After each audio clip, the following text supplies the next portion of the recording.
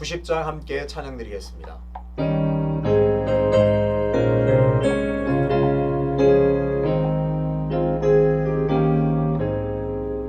주 예수 내가 알기 전 날 먼저 사랑했네. 그 크신 사랑 나타나 내 영혼 거듭났네.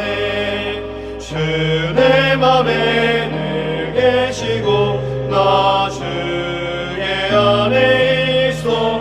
저 포도비유 같으니 참 좋은 나의 친구.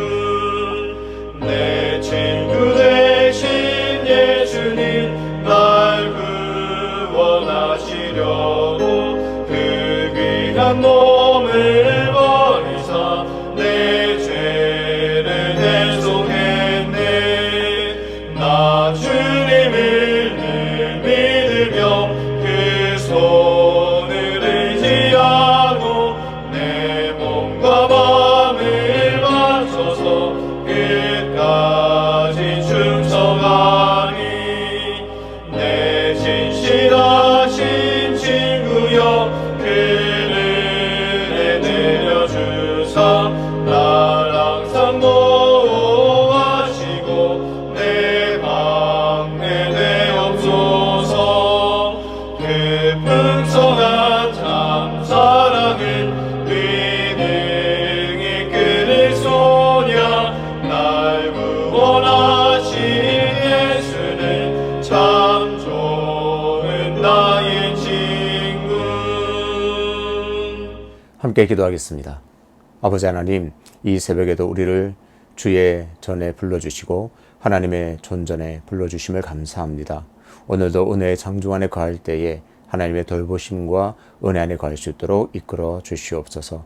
아버지 하나님, 연일 태풍 소식과 여러 많은 비 소식 때문에 우리의 마음이 염려됩니다. 그 와중에도 우리를 안전하게 지켜주시고 보호해 주심을 감사합니다.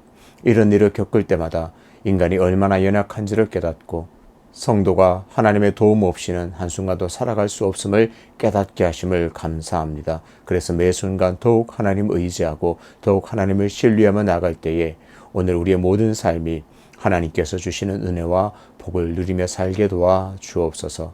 아버지 하나님, 우리 교회를 지켜주시고 인도해 주심을 감사합니다. 늘 기도하는 대로 보이는 교회를 속히 허락하여 주옵소서. 우리가 우리의 생각에 갇혀 우리가 우리의 인간적인 생각의 잣대로 많은 걸림돌을 놓은 것은 아닌지 돌아볼 때에 하나님께서 하시면 어떤 일이든지 우리가 기적같이 경험할 수 있음을 믿음으로 나아갈 때에 그 보이는 교회를 속히 우리가 들어갈 수 있도록 볼 수 있는 은혜를 허락하여 주옵소서. 그래서 그 가운데 우리가 더 어떻게 하나님 앞에 귀하게 쓰임받을까, 어떻게 하나님의 사명 감당할까 기도하며 나아갈 때에 하나님 주신 능력으로 그 모든 일도 넉넉하게 감당할 수 있도록 인도하여 주옵소서. 아버지 하나님, 성도들의 가정을 돌아보시고 성도 한 사람 한 사람에게 찾아가 주셔서 오늘도 질병으로 힘들어하는 성도에게 치유하여 안수하여 주시고 여러 가지 크고 작은 문제로 기도하는 영혼들에게 구원의 기쁨을 허락하여 주옵소서. 오늘도 겸손하게 하나님의 말씀 앞으로 나아갑니다. 하나님의 말씀으로 우리를 인도해 주시고 말씀을 통해서 하나님을 새롭게 만나며 하나님의 뜻들을 발견하는 복된 시간 되게 하여 주옵소서. 감사드리며 예수 그리스도 이름으로 기도하옵나이다. 아멘. 오늘 함께 통독할 말씀은 열왕기상 13장입니다. 보라, 그때 하나님의 사람이 여호와의 말씀으로 말미암아 유다에서부터 베델에 이르니 마침 여로보암이 제단 곁에 서서 분향하는지라. 하나님의 사람이 제단을 향하여 여호와의 말씀으로 외쳐 이르되 제단아 제단아, 여호와께서 이와 같이 말씀하시기를 다윗의 집에 요시아라 이름하는 아들을 낳으리니 그가 내 위에 분향하는 산당 제사장을 내 위에서 제물로 바칠 것이요 또 사람의 뼈를 내 위에서 사르리라 하셨느니라 하고, 그날에 그가 징조를 들어 이르되 이는 여호와께서 말씀하신 징조라.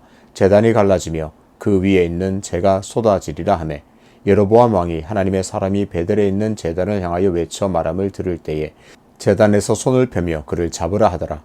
그를 향하여 편 손이 말라 다시 거두지 못하며 하나님의 사람이 여호와의 말씀으로 보인 징조대로 제단이 갈라지며 재가 제단에서 쏟아진지라. 왕이 하나님의 사람에게 말하여 이르되 청하건대 너는 나를 위하여 내 하나님 여호와께 은혜를 구하여 내 손이 다시 성하게 기도하라. 하나님의 사람이 여호와께 은혜를 구하니 왕의 손이 다시 성하여 전과 같이 되니라. 왕이 하나님의 사람에게 이르되 나와 함께 집에 가서 쉬자. 내가 내게 예물을 주리라. 하나님의 사람이 왕께 대답하되 왕께서 왕의 집 절반을 내게 준다 할지라도 나는 왕과 함께 들어가지도 아니하고 이곳에서는 떡도 먹지 아니하고 물도 마시지 아니하리니 이는 곧 여호와의 말씀이 내게 명령하여 이르시기를 떡도 먹지 말며 물도 마시지 말고 왔던 길로 되돌아가지 말라 하셨음이니이다 하고 이에 다른 길로 가고 자기가 베델에 오던 길로 되돌아가지도 아니하니라.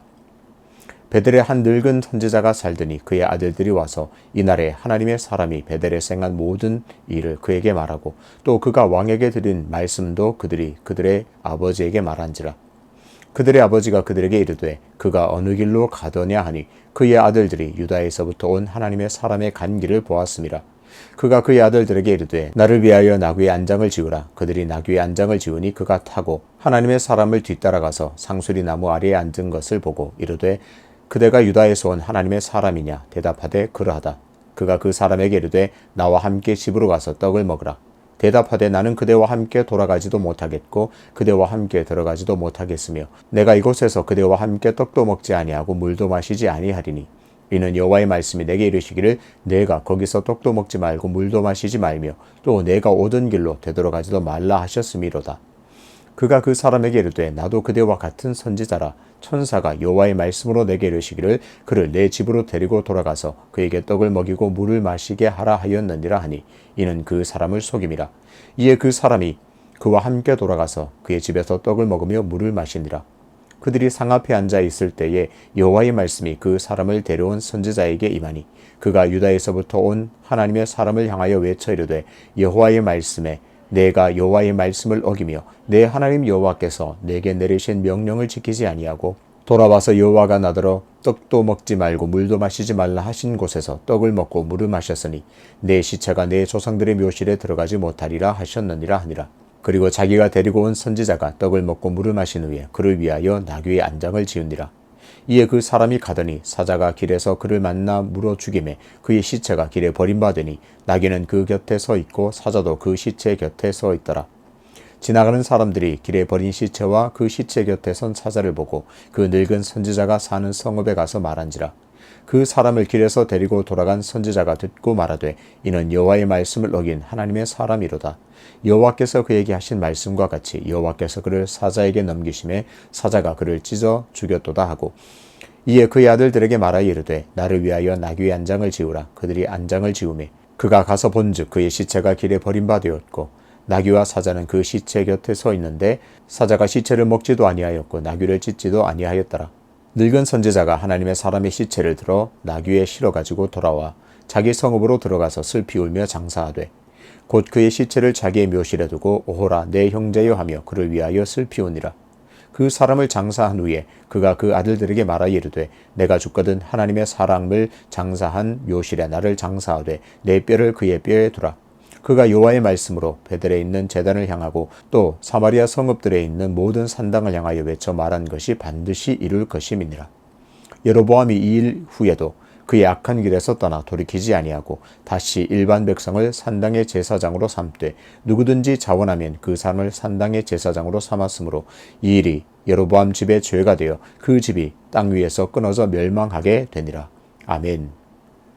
가야 할 길, 가지 말아야 할 길이라는 제목으로 말씀을 전하겠습니다.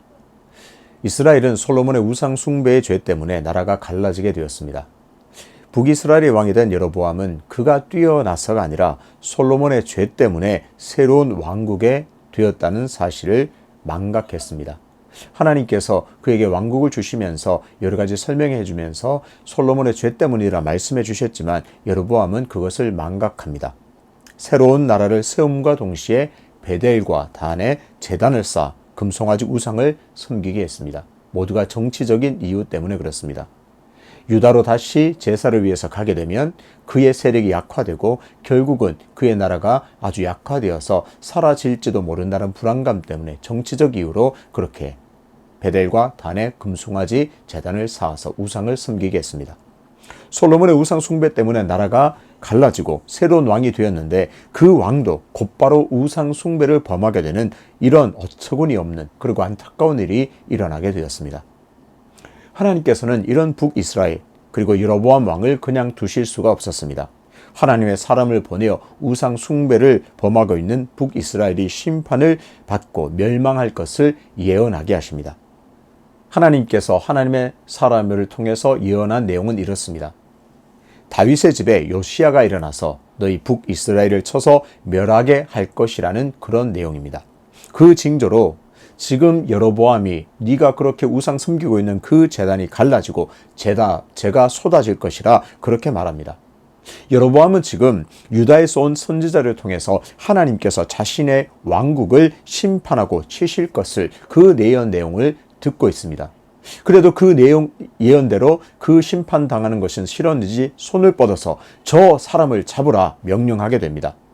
그러자 여로보암 왕의 손이 말라 다시 거두지 못하는 상황이 됩니다.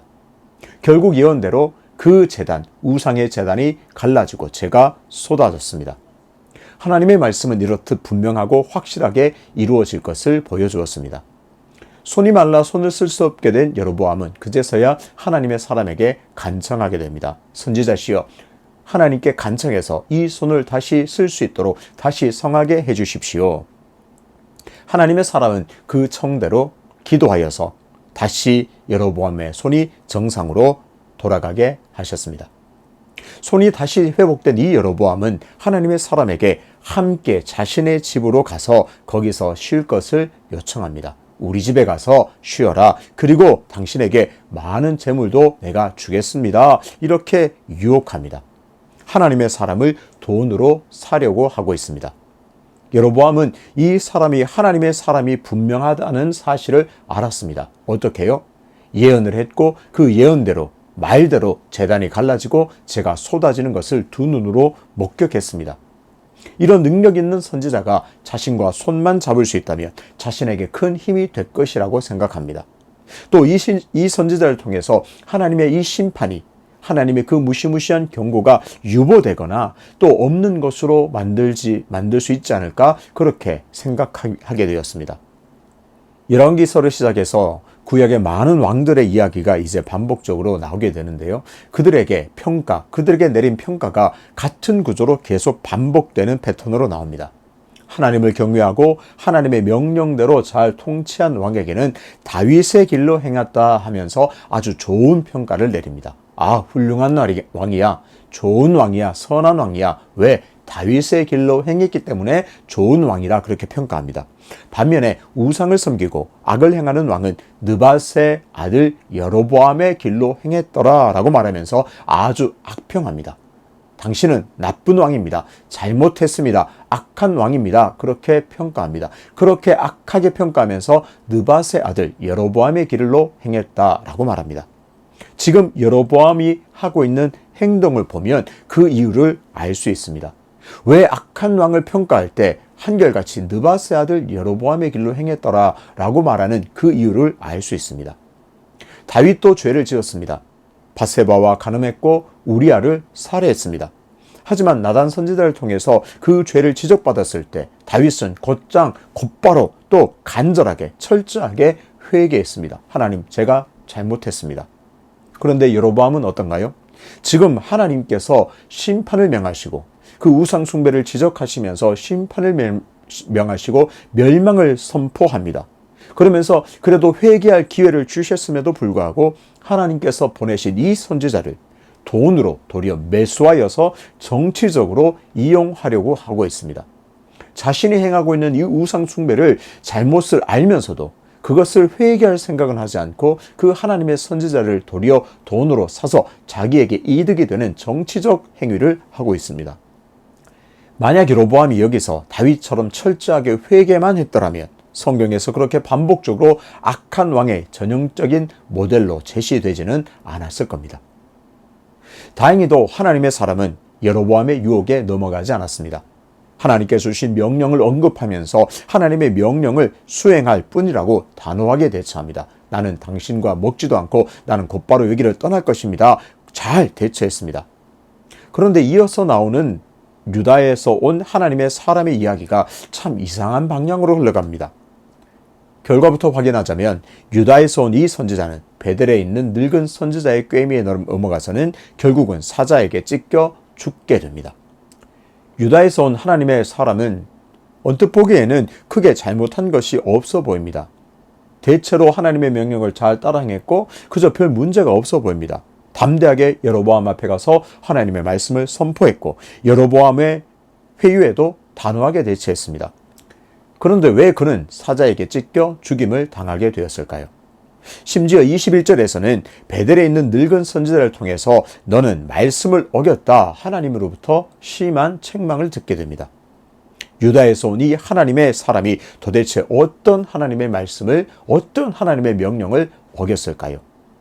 우선 하나님의 사람이 밝힌 하나님의 명령을 한번 살펴보겠습니다. 9절입니다.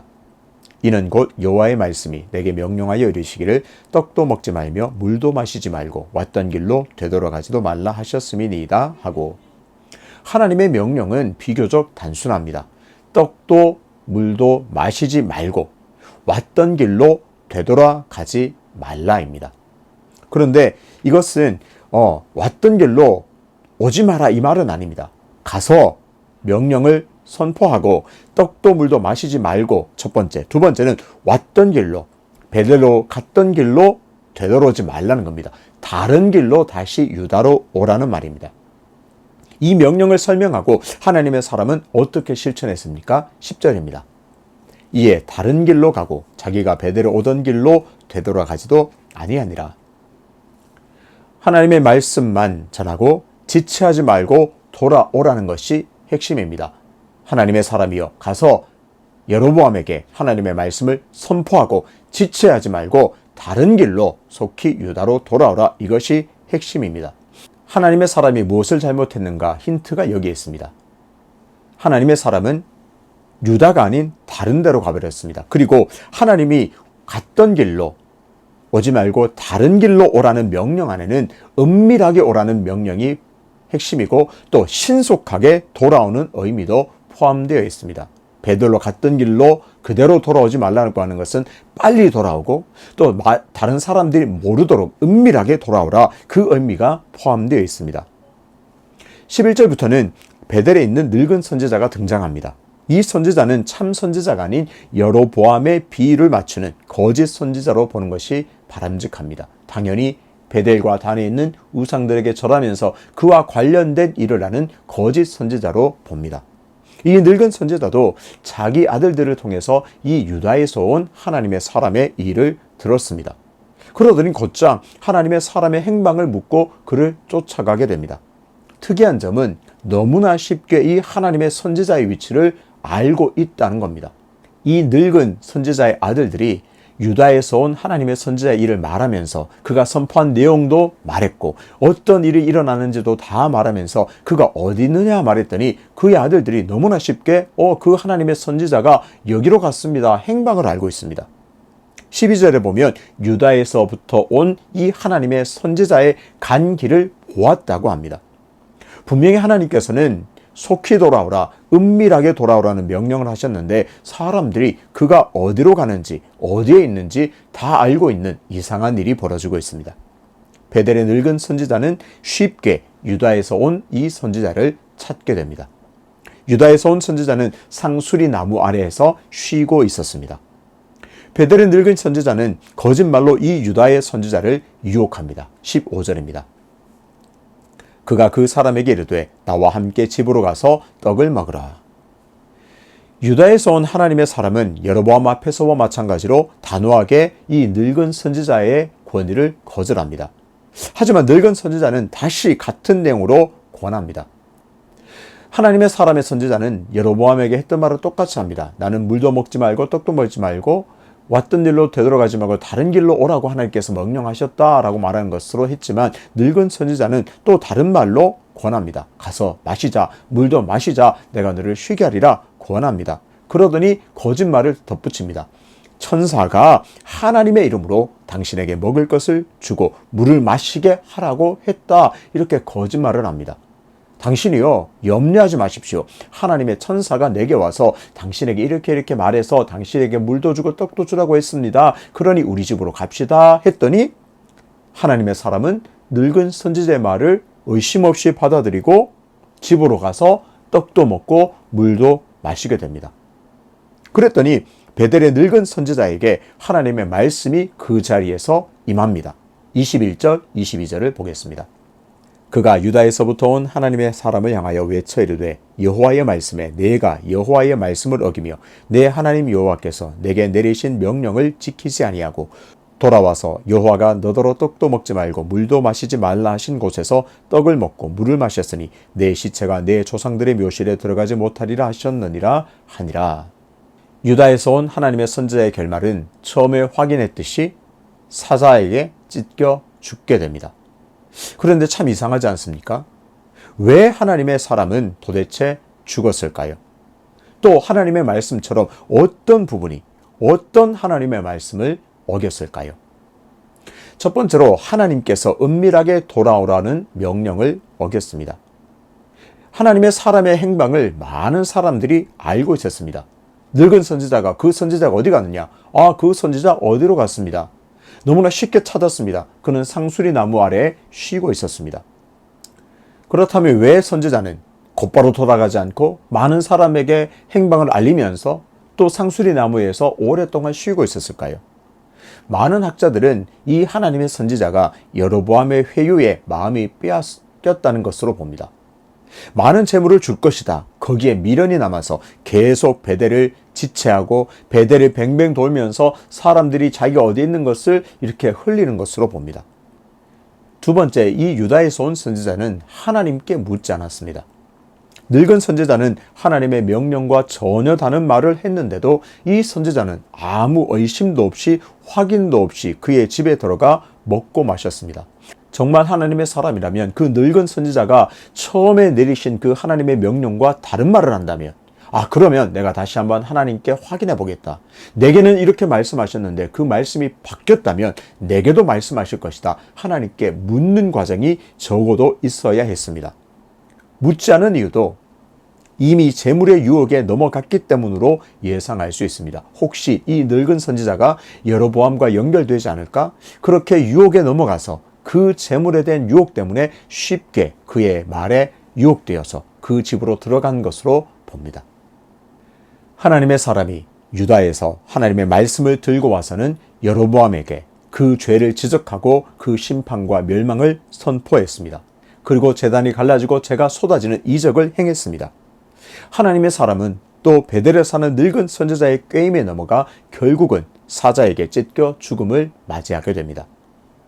그리고 13장의 마지막 부분은 여로보암이 이 일 후에 어떻게 살아가고 있는지를 보여줍니다. 33절, 34절입니다. 여로보암이 이 일 후에도 그의 악한 길에서 떠나 돌이키지 아니하고 다시 일반 백성을 산당의 제사장으로 삼되 누구든지 자원하면 그 사람을 산당의 제사장으로 삼았으므로 이 일이 여로보암 집의 죄가 되어 그 집이 땅 위에서 끊어져 멸망하게 되니라. 하나님의 사람이 와서 멸망을 선포하고 심판을 선포했습니다. 그 일이 분명하게 이루어질 것을 보여주기 위해서 이적도 보여주었습니다. 그런데 회개하기는커녕 하나님의 사람을 돈으로 회유하려고 했습니다. 여전히 악한 길에서 떠나지 않고 돌이키지 않고 우상을 섬기는 일을 자행했습니다. 이 일이 죄가 되어 결국은 멸망하게 될 미래를 성경은 선명하게 보여주고 있습니다. 오늘 성경을 보면서 우리는 어떤 길을 가지 말아야 할까요? 불순종의 길은 무슨 일이 있어도 가지 말아야 할 길입니다. 여로보암의 길을 가서는 안 됩니다. 우상 숭배의 길, 회개하지 않는 길, 그 길을 우리는 결단코 가서는 안 됩니다. 하나님의 사람처럼 재물의 유혹에 빠져 말씀을 어기는 길에 들어서서도 절대 안 됩니다. 그렇다면 오늘 본문을 통해서 우리가 정말 붙잡아야 하고 그 길을 걷도록 힘써야 할 바로 그 길은 어떤 길일까요? 말씀에 철저하게 순종하는 삶을 살아야 합니다. 그리고 다윗처럼 죄를 깨달았다면 곧바로 철저하게 회개하는 길을 다시 걸어야 하는 그 결심을 오늘 우리는 해야 할 줄로 믿습니다. 하나님의 말씀을 끝까지 붙들고 순종하는 길을 걸어가야겠습니다. 그럴 때 하나님께서는 다윗을 귀하게 여겼듯이 오늘 우리의 삶도 귀하게 여기시고 우리에게 더 큰 사랑과 칭찬을 부어주실 줄로 믿습니다. 오늘 여로보암과 하나님의 사람을 보면서 죄가 지적받았을 때, 죄를 깨달았을 때는 철저하게 회개하는 길을 걸어가시기를 주님의 이름으로 축복합니다. 그리고 하나님의 사람처럼 처음은 좋았으나 그 재물에 유혹되어 하나님의 명령에 철저히 순종하지 못했던 길을 걸어가지 말고 철저하게 하나님의 명령을 붙들고 끝까지 철저하게 순종해 나갈 때 하나님 앞에 귀하게 칭찬받는 삶이 되시기를 주님의 이름으로 축복합니다. 아버지 하나님, 여로보암처럼 불순종의 길, 우상 숭배의 길, 회개하지 않는 길은 가지 않기로 결단하오니 은혜를 더하여 주옵소서. 우리가 하나님보다 더 사랑하는 것이 있지는 않은지 오늘도 돌아보게 하시고 죄를 지적받았을 때는 철저하게 회개하는 심령 허락하여 주셔서 날마다 죄와 싸워가는 우리의 삶이 될 수 있도록 인도하여 주옵소서. 또 하나님의 사람을 거울 삼아서 하나님의 말씀은 끝까지 철저하게 붙들어 순종할 수 있는 그런 삶을 살아가게 도와주셔서 우리의 삶에 우리의 걸음걸음마다 크고 작은 순종의 열매들이 철저하게 순종하는 열매들이 가득가득 맺어져서 하나님을 기쁘시게 하고 영화롭게 하는 복된 삶이 될 수 있도록 역사하여 주옵소서. 연하여 주님 가르치신 기도로 기도하오니 하늘에 계신 우리 아버지, 아버지의 이름을 거룩하게 하시며 아버지의 나라가 오게 하시며 아버지의 뜻이 하늘에서와 같이 땅에서도 이루어지게 하소서.